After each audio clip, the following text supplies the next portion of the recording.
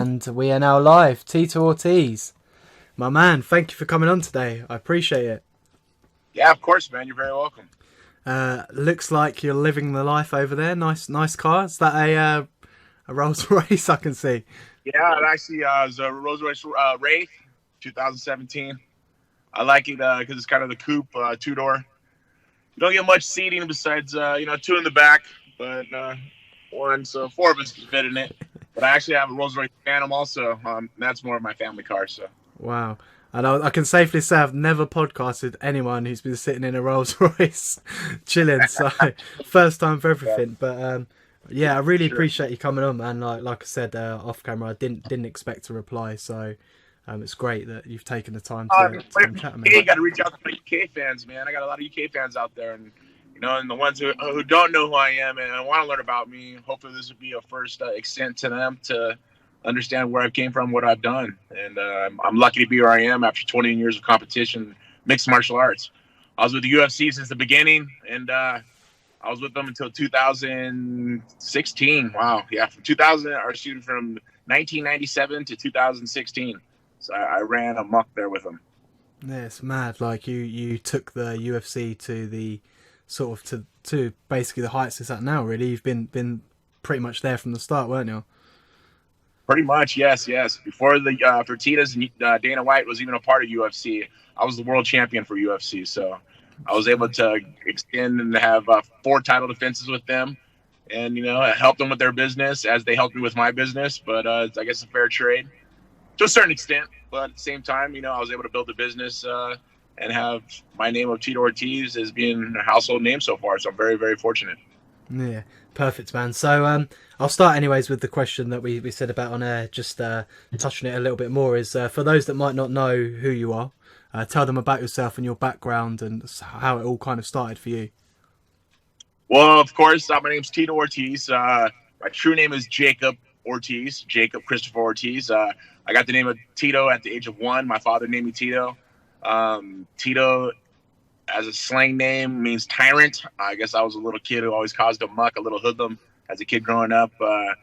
But age of 7, we moved out of Huntington Beach into Santa Ana, which is kind of a lower class area. My parents had a drug problem from about 7 to 13. And I was on the streets, hung out with gangs, did bad things, horrible things. Not horrible, but just not really things that normal kids do at that age. I was pretty much out on my own. I was able to do what I wanted to do. My parents put put a roof over my head. Either it was at a motel, a car, people's garages, trailers. Never really had a stable home environment until the age of 13 when my mother had to get remarried. I was in a gang, and a rival gang shot one of my friends and killed him. My mother seen that, and she wanted to make sure I was the next kid. So she separated with my father because he didn't want to get sober and got remarried. I moved back to Huntington Beach, and I got a second chance at life. I was a huge fan of professional wrestling, WWE, or back then it was WWF, which is now WWE. Guys like Hulk Hogan, Macho Man Randy Savage, the British Bulldogs, guys like that I watched. I wanted to be a wrestler. And when I became a freshman in high school, I walked in the wrestling room and come to realize that wrestling in high school was totally different than wrestling on television. Professional wrestling was stunts and acrobats and entertainment value, as in amateur wrestling. And you see in high school and college, that was real wrestling. But I remember telling the coach, I go, but I can still slam him, right? Well, if you can, yeah, you can. I go, and I'm not going to get in trouble. They go, yeah, of course not. This is a sport. Well, I found wrestling, and my name Jacob in the Bible, Jacob wrestled against an angel, and the angel beat him and saved his life. As my name being Jacob, I found wrestling, or wrestling found me, and it saved my life. It gave me a lot of things through my life that I was able to kind of feed back on with hard work and dedication, sacrifice. A lot of things made me a great wrestler. By the time my senior year, I won CIF. Placed in the Masters, ended up placing in the state meet in California, there's about 1,500 schools, and I placed 6th in the state. And I did really, really well at a super quick amount of time. I took a year off when I graduated high school. I thought I was a big grown-up at being 18. I told my parents I want to go on my own.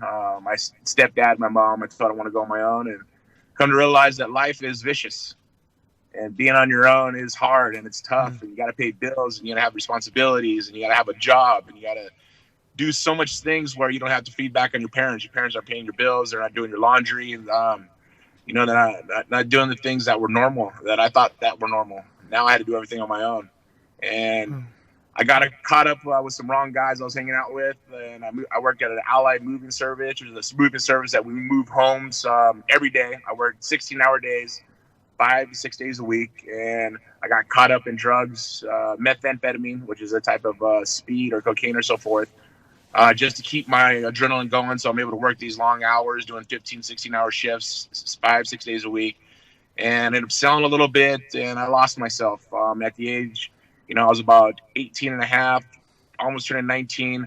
I was at a club, and some wrestling coach that I knew when I was in high school, he's like, "Tito, is that you?" I'm like, "Yeah." He's like, "What are you doing with yourself?"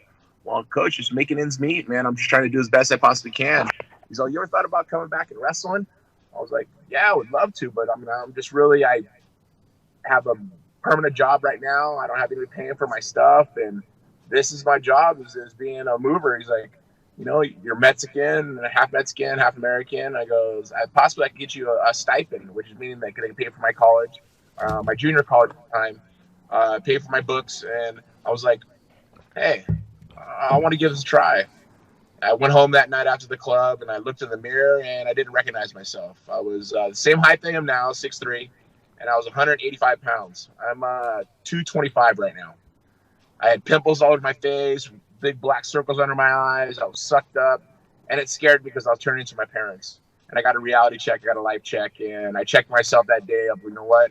If I don't change something right now, I may be dead, or I may be following my parents' footsteps. And I called to work on that Monday, 7 a.m., and I told people I was working for. I said, "You know what? I'm going to be able to come in today." They're like, "Tito, we need you." I said, "Well, I really want to check out and see about the school." They're like, "Well, you can't call in, a couple hours before work and saying you need a day off." I go, "I really want to check out this school thing. I really want to go back to school." Like, "Well, if you can't come in today, you're fired." I go, "Well, you know what? I guess I quit." And that was really hard for me because at the time I never quit at anything at all. And I quit. I remember walking into the coach's office, and he had a big smile on his face. He was like, "Proud of you, man. You're here. I didn't think you were going to show up." I said, "You know what, coach? I just want a chance. I want a chance at life. I don't want to turn into my parent. I don't want to be a statistic, how everybody thinks once you're a drug addict, you're always going to be a drug addict. I want to be different, and I want to make better myself." And I did. I put my throat, ended up getting full ride scholarship, and it wasn't expensive because it was only junior college at the time, but I was able to wrestle, and I was able to do something I love to do. I won the state title that year. I had all pins. My grade point average was a 3.75. I got my first chance to train with the guy who fought in UFC, Tank Abbott, and I was his wrestling partner. And I remember wrestling with him all the time. And then there was a guy who fought in UFC named Jerry Bolander, and he won the middleweight tournament at the time. And I looked at him, I go, "Jerry Bolander, that guy's name's so familiar." I looked up my old wrestling high school matches, and he was one of the guys I wrestled in high school, and I killed him. Well, he's beating guys and winning tournaments in the UFC, and I was UFC 9 or 10, I believe. And I was like, "Wow, I wonder if I could fight." I go, "Hey, Tank, man, can you give me a job here?" He's like, "Oh, you think you want to fight in the UFC?" I was like, "Yeah, man, I think I could do well." He's like, "All right, let me see what I can do." Well, the next about a week later, he told me, "You know what? I got you as an alternate for UFC 13, May 30th, 1997. You'll be fighting in Augusta, Georgia." And I was like, "Sign me up." He's all, "But you'll be getting paid money out of the deal." And I talked to my high school, college at the time, my college coach, and I told him, I go, "Well, they want to pay me money." They're like, "Well, if you're going to be fighting, you're going to be using using wrestling holds and wrestling moves. You can't get paid for it." So I fought for free in the UFC. The only UFC fighter in history to ever fight for free, and I did it because I wanted to be competitive. So I took a chance, and I did it. I fought UFC 13, May 30th, 1997, as a amateur. And there's never been an amateur fight in the UFC. Stopped my first guy, Wes Albritton, in 22 seconds. And then I fought for the championship against Guy Metzger that same night. Lost to him by choke, but I was dominating the fight. People go back and look at history. I was dominating the fight, and they stopped it for bleeding because he was bleeding all over. And he caught me in the choke after a punch. I tried to take him down. He caught me in a guillotine choke. And I had a tap. but that night, I think a star was born. I look back on that, and that was 21 years ago. Wow. It took me a year and a half after that to become the world champion, and I dominated for over 5 years with 5 title defenses. I was the longest reigning light heavyweight title champion until John Jones beat my record just recently. But it's just one of those things, man. I've been focused. I just want to show what hard work and dedication is truly about. Everything I've gone through so much, and it's such a short amount of time for me, at least, but it's been a long time. Mad, man. I was 5 in 97. Wow. and you're out there smashing it. Do you know what I mean? It's mad. Still smashing. I take care of my body, man. I don't party big. I like to have drinks, of course, occasionally, the weekends here and there, glass of wine for dinner once in a while. But when I'm training, that's all I'm doing is just training. Eat, sleep, train, and I train like a professional athlete. That's all I do, which is a good thing because I have my kids, my boys, Jesse and Journey are my twins. Of course, my oldest, Jacob, who's 16. They eat like athletes themselves because I don't allow them. My twins that are 9, they don't have no cell phone. They don't have no Xbox. They don't have any PlayStation, anything like that. But it's just really important that. Oh, man, we lost him. Give me a second. I'll try and get that back up. Never had that before. Let's see. Hello. Oh, I'm all big. Yeah. Sorry about that. Someone went to go push in. I went to go press to get rid of them, and yeah, hung you up for a reason. Darn. That's cool. Your video's not up yet. Okay, wait here. Let me put that back on. There we go. Sweet. We're sorted. So we left off, I believe, at talking about my boys. They eat like pro athletes. And I think that's the responsible thing as a parent is not to just give your give your kid a cell phone or a PlayStation or an Xbox and say go ahead and play in your time. I spend time with them. I want to be a responsible parent. I want to do the right things. I want to do everything that my father messed up on. I want to be that father that my father never was. And it was hard, growing up without a parent or a father in my life. My stepfather still wasn't a father to me. I mean, I didn't respect him the way I would have my own father. But with my kids now, I think being there responsible for their future is important, and being there for their education. I think education is very important. My kids, both of them, they read at 6th grade level. They're only in the 4th grade. My oldest, Jacob, he's a straight A student. And actually, this is the first year that my boys are in 4th grade, so grades are actually applied. Instead of before, they would just get S's and O's for satisfactory and outstandings. Now they get grades, but they're all A students themselves. So the hard work is paying off. And they say the best sign of yourself is through your children, and my children show it. Yeah, man, that's credit to you, because obviously you've got kind of all your fight stuff going on, your business stuff going on, and you're still managing to be a good father and a good role model. And it kind of shows that there's always time to be a good parent. None of this mentality of like, I haven't got time to chill out with my kids, so play with the Xbox, instead of that. No. I mean, we don't have nannies. There's no nannies in my house. People say, "Oh, you got money, you should buy a nanny." No, why? When I grew up, my parents had no nannies. We didn't have nannies. There was nothing like that. People coming in taking care of the house. I mean, people coming in and making sure your house was clean. The mom did that. My girlfriend does that, and she's an amazing woman. Amber Nicole Miller is the best partner I've ever had in my life. We're not married. We love our relationship the way it is. No reason to ruin it by getting married. We're not religious people. We just believe in being good people and treat others the way we want to be respected. But I think our household in general is very solid. The foundation is super solid, and it shows through our children. They're happy. We're happy. It's a joyful home, and I'm lucky, man. I'm living on cloud 9. I'm chasing this American dream we got here in America that we're trying to chase, and I've been chasing this since I've been a little kid. Watch all the rappers and all the movie stars, and I've always wanted to be those type of guys. But I come to realize at the end of the day that I'm an average person who just works hard as hell, and I try to prevail on everything I do, and do it with respect, do it with integrity, do it with honor, and I think that really, really matters. I mean, based on everything you've just told me there with like your background and stuff, man, I've got to say you're living the dream, man. Like, you've got a nice car, good family, you're positive, you're competing still and kicking ass. I mean, and what more do you want? Do you know what I mean? More business it.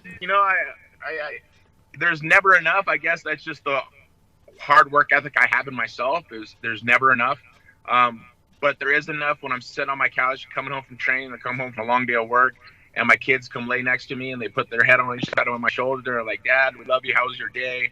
I was like, "Great. How was your day?" "Oh, it's good. We did this, that in school," and just had the resemblance towards each other that we're able to talk. We're able to sit down. For dinner, we turn the TV off and we sit down and we have a dinner together as a family. And I think that's really important. I think a lot of the families should kind of resemble that themselves. I'm not telling them how to raise their family, but I think it does help out at the end of the day of being close with your kids. It's super important, because it's kind of funny how life turned out is when they're born, you take care of them until they can take care of themselves.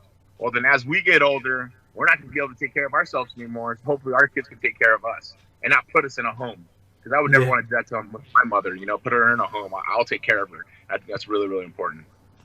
So do you still get nervous when you compete? Like your last fight with Chuck Liddell, do you still get nervous, or because you've been competing for a long time? Every fight, I get nervous than hell. I get scared. There's so much emotions running through, but just this last fight, I got the best reality check I ever had in my life from my own son. So it's about 12 p.m., day of the fight. I wake up. I just had my breakfast. I wake up around 12 because I go back to sleep, make sure I get good rest. I wake up and I'm just so damn nervous. I'm just not like afraid nervous where I don't want to do it. Afraid where I don't want to lose. I don't want to humiliate myself. I don't want to let my fans down. But just afraid where it's just like I've done so much work that I want to win. I want to be the best I possibly can. But it's a nervous feeling. And I was talking to my son. I'm like, "Jacob, I'm so nervous right now." And he's like, "Dad, I get nervous before wrestling matches too." He goes, "I just seen something online last month." And he goes, "This might be able to help you out." And this is a 16-year-old kid at this. And he goes, "So we have all that fear and that nervousness." He goes, "How does it feel like when you win, Dad?" I was like, I put a smile on my face. I'm like, "It feels great. It makes me so happy." He goes, "Exactly." He goes, "Instead of that fear and that nervousness, turn it into happiness. And it'll fill your heart, Dad, like no other." Because I've been doing that and it's helped me so much. Here's my 16-year-old kid telling a 43-year-old father a little advice before a fight. And let me tell you, that day, as soon as he told me that, everything got turned around completely. I made everything positive.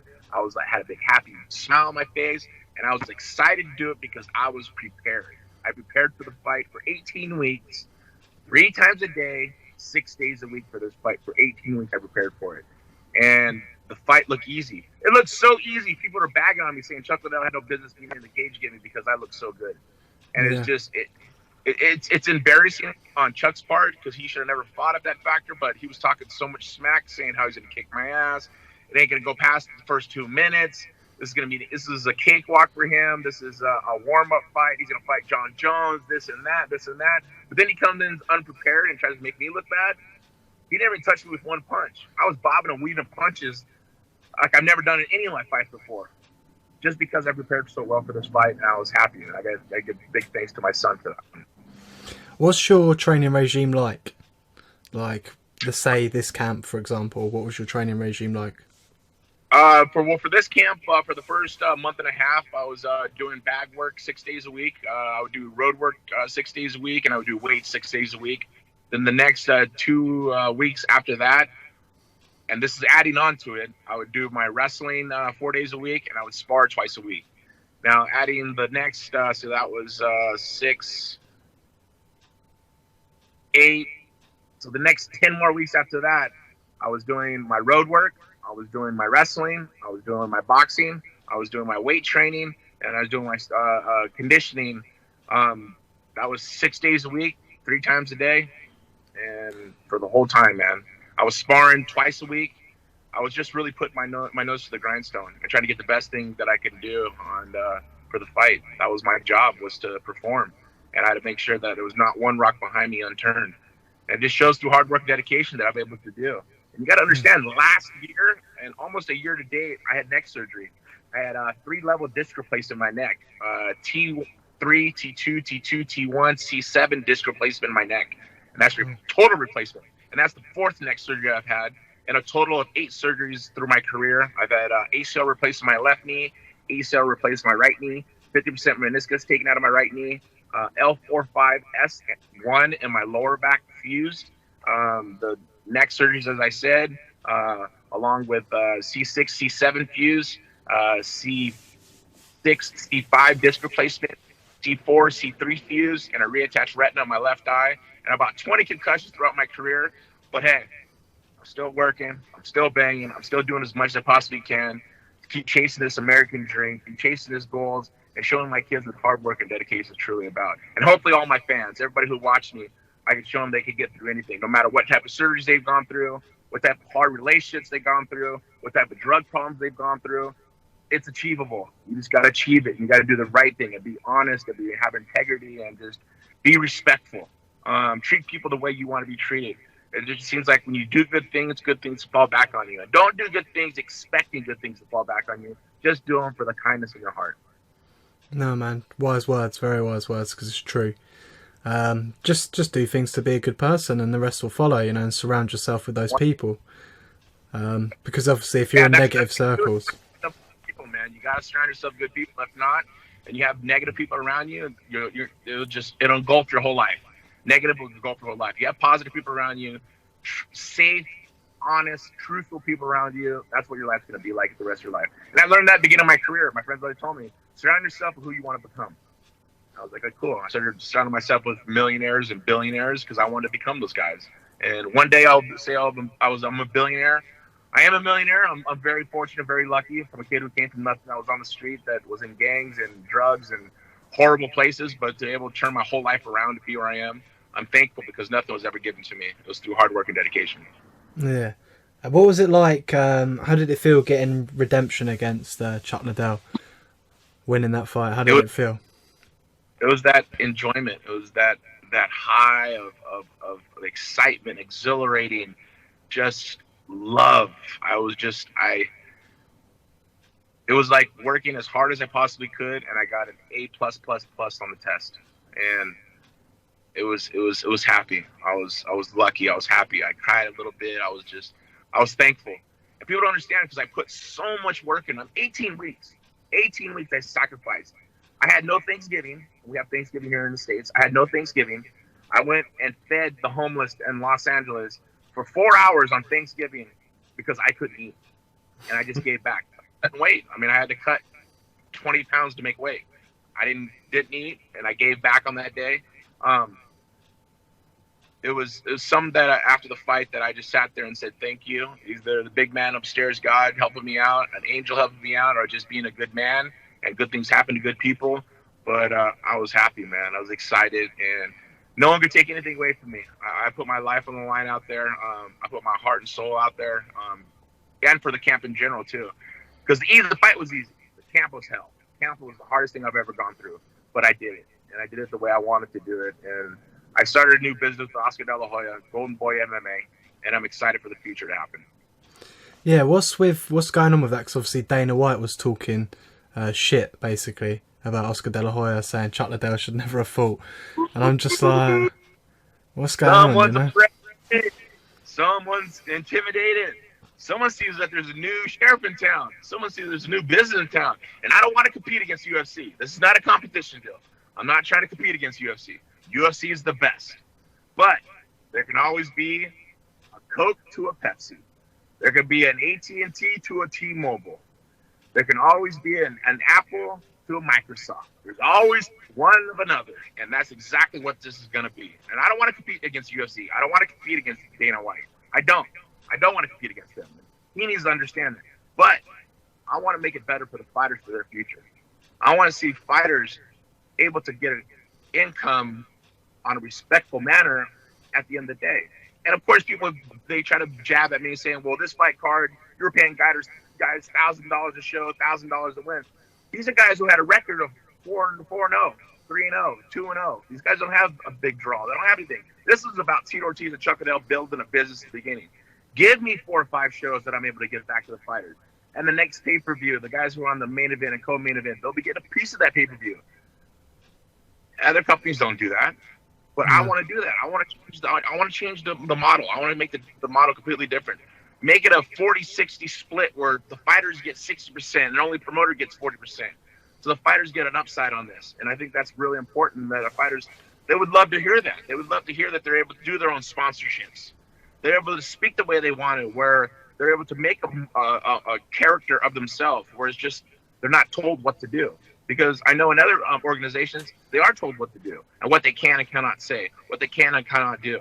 I mean, I think about it in the first days of UFC when you had Chuck Liddell with the ice coming up, Tito Ortiz with the flames, Rampage coming out the chain, Howland, and I mean, Hoist Gracie with the gi, and GSP with the gi. I mean, so many different things that they came out with. Is guys can't do that anymore because everybody's on a brand. They can only wear one thing. Well, with our company, we want to give them free reign. We're able to do that, and these guys are able to intake on the whole, on the card in general, of getting the income coming in from the pay-per-view, the income coming in from the ticket sales, from the sponsorship of the whole company, not the sponsorship they bring in. That's their money. The sponsorship from the whole company that brings in. We all cut it because we're all partners of the business. As me and Chuck Liddell work for this one. That's mad, man. Like such a, because the fighters should get paid more and given more. They're in there taking the risks. Do you know what I mean? So it should be a 60-40 split.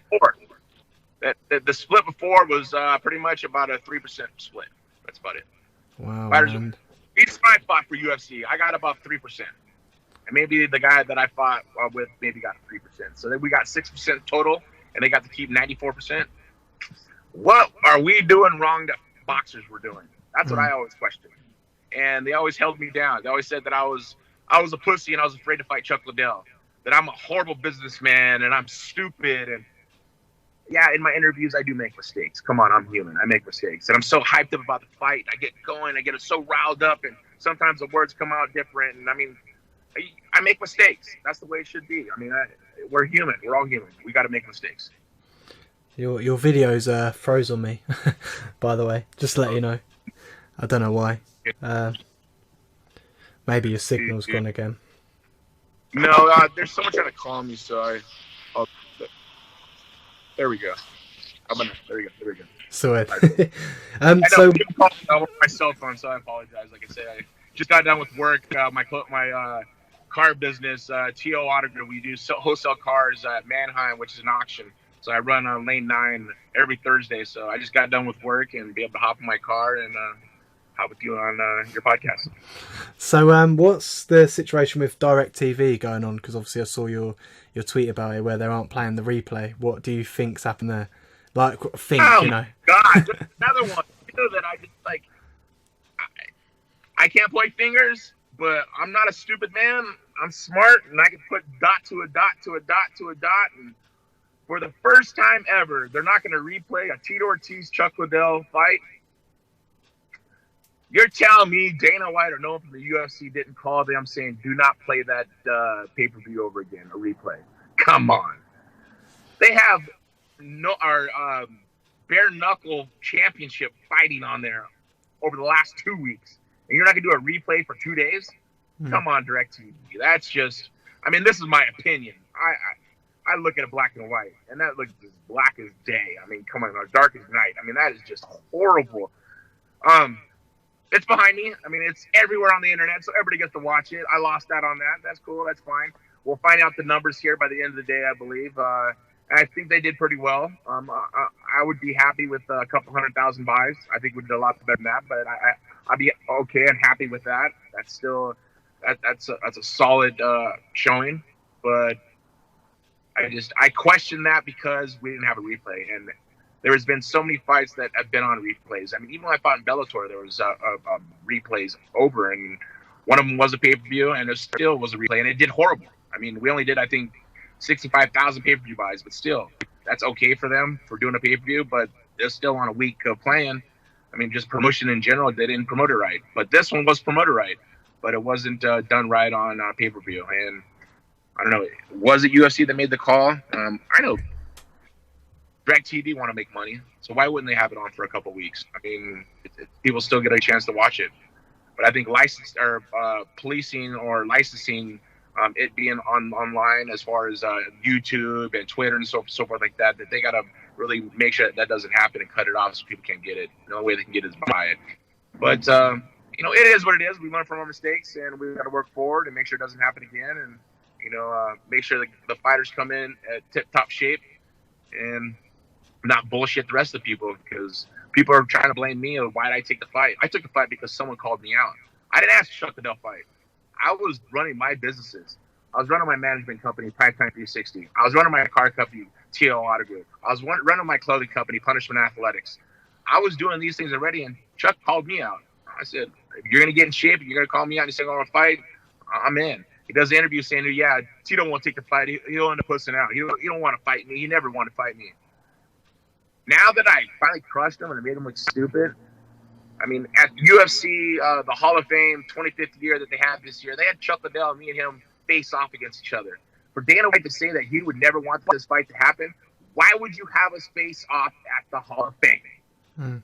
And then at the club, I see him. He's all, I hope you guys make a shit ton of money. Congratulations to you guys. But then all of a sudden, after the fight's over and I kick his ass because he thought that he had a chance of beating me, now here's the time to make Tito look bad and make Oscar De La Hoya look bad and make Chuck look bad and talk a bunch of smack. I don't get it. It's contradiction. I mean, he contradicts himself over and over and over. And I hope the fans really see the truth. I really, really do. Me and Chuck are former world champions, Hall of Famers. I came in at the best shape I possibly could, and I was a tip-top shape, and Chuck didn't. Chuck came in with his mouth, run his mouth. He was cashing checks that his mouth couldn't cash, and then at the end of the day, it was just he was counting his checks before they hatched, man. He said how quick he was going to knock me out, and who was going to fight next, and this and that, and this and that, and he forgot about me. I'm not the guy you're going to make a stepping stone. I make people stones, and I made a stepping stone of him that night. So what are your future plans with like MMA, your career?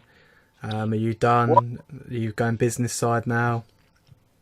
Yeah, I think it's kind of, pushing towards the business side. I am 43 years young. I would love to fight still. But I think I don't want to outstay my welcome. And I think I'll use my intelligence a little bit more than using my brawn. And I've learned that in college, to kind of think of what's the next step.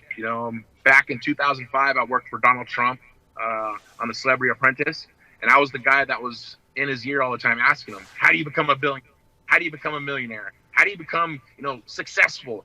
And he just tells me, Tito, you got to work as hard as possible. He goes, now here's a little goal for you. He goes, if you could have 5 sources of income coming in every year for 5 years, you will stay a millionaire. Now, you're able to have those 5 sources of income running by themselves, and you can start another 5, you have a chance of becoming a billionaire. Well, that was in 2005. I've never stopped thinking like that. I'm at source number 4 right now. So can this number 5 be Golden Boy MMA? Possible. I really think it can be. I'm a hardworking man. I work hard. I mean, just human being in general, not just American. I'm a hardworking man that never looks for any handouts. I don't want any handouts. I don't want anybody to say, here, let me help you out. No, I want to work for it. And that's the way I've always been. So if I'm able to push forward in my business and able to push forward to what I really want to do, to be the president of Golden Boy MMA, also gives me the opportunity. I work hard as possible of just making sure I do the best job possible, as I've done through my career of being a world champion, as I've done in my career of having Punishment Athletics, my clothing company, since 1999, my management company over the last 5 years, my car business I've had for a year and a half. We went from 25 cars a week to 150 cars a week that we run. And it's just the people that are in the car business are like, how are you doing this? I'm saying with hard work and dedication, you can achieve anything. They're like, you keep saying that. I'm like, because I don't stop. I don't stop working. When I'm not working, I have people working for me. And that's the way it should be. So on the... Actually, I'll take that back. The only time I'm not working is when I'm sleeping. And when I'm sleeping, I have people working for me. Smart move, man. Very smart. So about the Bellator Grand Prix that was on recently, do you think you would have won that if you'd competed in it or been invited to compete in it? I don't really know what happened there, but obviously I know Chael got beat and so on. We really got in a really gray area where after I got done with the Chael Sonnen fight, I was supposed to get surgery on my neck, and they denied the claim 4 times. And the surgeon that I go to is the top surgeon in the world.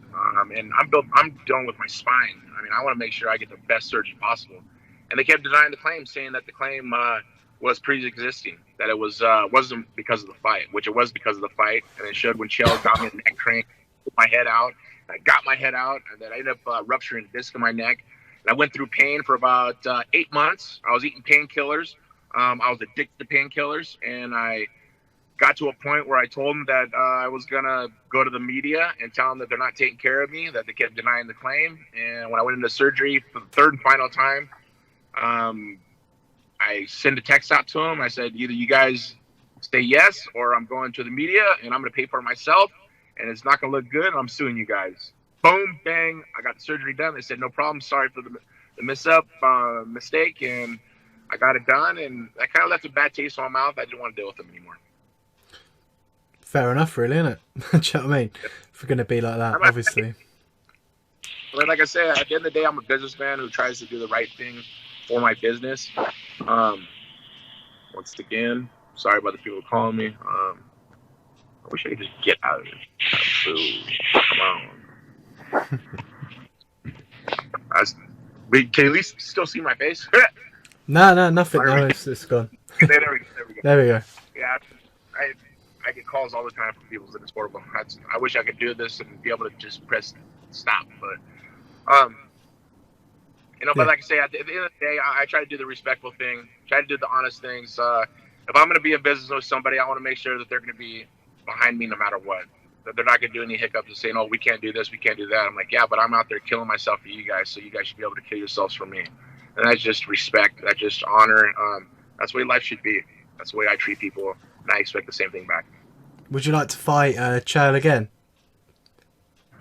Yeah, a big, huge part of me says yes. My stubbornness says yes. But my mind is just like, Tito, you're smarter than this. You have nothing to prove. You finished him faster than anybody else could ever finish him. You made him look stupid. The guy can sell a fight. Don't get me wrong. I really, I don't think that fight interests me. What do I have to prove? That I can finish him in 1 minute and 59 seconds? I mean, I finished him in 20 seconds, faster than John Jones did, faster than Fedor did, faster than who else fought him? Anderson Silva did. You know, I made him look stupid. I clowned him, and it was a redemption fight. He pinned me on my birthday 19 years prior, and I got an opportunity to smash him, and I made him look stupid, as I did Chuck Liddell. Yeah, I mean, it's strange because obviously I saw that Ariel and the bad guy with Chael talking about John Jones and so on, and it's just like, why don't you get a mention? Do you know what I mean? It's like, what's going on here? Yeah, because you know how bad I made him look. I made him look stupid. I clowned him. But it's all propaganda. It's all propaganda against Tito. Tito's never been a good guy. He's always been a shitty person. He's been a pussy. All these things these guys say are all lies, because that's all they can say about me is lies. I've been the most hardest working, respectful, integrity like no other fighter that anybody's ever met. If any of my fans ever met me, they'll say that guy's an awesome person, because I try to be real. Not even try to be. I'm real. I'm real. That's what I've always been. I don't step on people to get ahead. I always look out for the people around me, and I hold people with respect that I ever meet, I ever talk to, or I ever associate with. Who's been your toughest opponent so far? Toughest opponent so far? It would have to be Randy Couture. When I fought Randy Couture and I lost the heavyweight world title, or excuse me, light heavyweight world title to him, that was my toughest one, because it was 5 rounds, and every round I just dug a deeper and deeper hole, and I lost the world championship. And that was the first time that I thought my career was over. But it built me. It made me a stronger man. They said if you don't learn from your losses, you can never learn anything to process your future better from your wins. And let me tell you, that loss, it helped me out a lot. It made me a better man, that's for sure. What would you say is your biggest career highlight? Biggest career highlight. So I've been asked this question this last week since I beat Chuck. And number one, of course, has to be when I won the light heavyweight world title against Vanderlei Silva. Then number 2 would be the match against Ryan Bader when I was a 6-1 underdog. He was on like an 8-fight win streak, and if I lost, I was gonna get kicked out of the UFC and this and that, and I ended up choking him in 2.5 minutes. And then, of course, it has to go down for this last one against Chuck Liddell. Everybody thought I was going to lose to him. He said he was going to knock me out. Everybody says, "Oh, what are you going to do after he knocks you out? You're going to be 3-0, and you have no business fighting Chuck. You should just stay retired." And all of a sudden, I got all these people shutting up. Actually, I'll take that back. I got all these people talking now that, Chuck should have never been fighting. And instead of Chuck having to defend himself, all those fans are defending themselves. And I realize how many fans that Chuck Liddell truly has, which is great. So I apologize to each and every one of you fans that are watching this, and I didn't mean to beat up their hero. But hopefully you guys see the real man I am and what type of person I truly am, because, like I say, hard work pays off. And how do you manage your time, man? Because you've got all these businesses going on, family, competing. Like, how do you do it? Well, we got 24 hours in a day, and I have 16 hours to work with each day, so I'm good with it. Simple and easy. Fair play, man. Well, I'm out. I'm all out of questions. Is there anything you'd like to add in at all? Promote your new up and coming stuff, whatever. Well, of course, if you guys, Christmas is coming here soon. You want to check out my website, punishment.com. It's my clothing company, family-owned clothing company. We got my fight shirts. We got all kinds of gear for the whole family. Of course, on social media, Tito Ortiz 1999 on Instagram, Tito Ortiz on Twitter. You can follow my life. I'm an open book. I like to show people the hard work that I do each and every day. The things that I go through with my family, with business, with the fight game, now the promotion game, everything I do. I try to go through Instagram. Like I say, I'm an open book. I want people to see the inspiration things that I do through my life. That's really important. No, man, cool. I'll link all that below anyways. I'll get you to send it over to me, or I'll find it. And so people who are watching the video can click on and check your website out and things like that. I massively appreciate your time, dude. Like, it's been an absolute pleasure listening to you and chatting with you. It's been cool. Awesome, man. I appreciate it, man.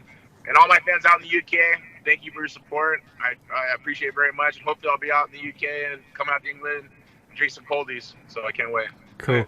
I'll chat with you off stream for a couple of minutes if that's okay. And I'll wrap this up if that's all right. All right, sounds good, man. Cool.